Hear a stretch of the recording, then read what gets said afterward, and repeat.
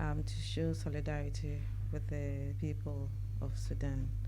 And this morning, we've had a meeting with the governor of the Red State, and we've heard about the catastrophic effect of the war and the challenges that this state is going through. From a population of between 700 and 800,000 now, this state is hosting over 4.5 million Sudanese, as well as refugees from outside the country.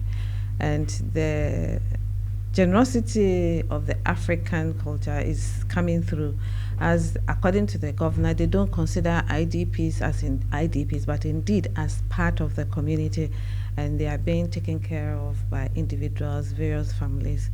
And we can see the challenges that or the stress of the increase in numbers of population that is being brought to bear on services like electricity, water, healthcare.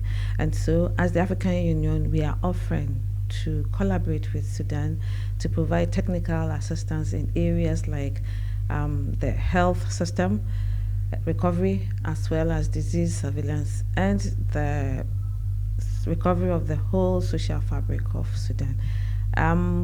The team is going to be here for some time, and at the end of our visit, we will put together the needs of Sudan, and as a commission through the Assembly of Heads of State, we will work with Sudan to ensure that as quickly as possible, Sudan recovers. Thank you.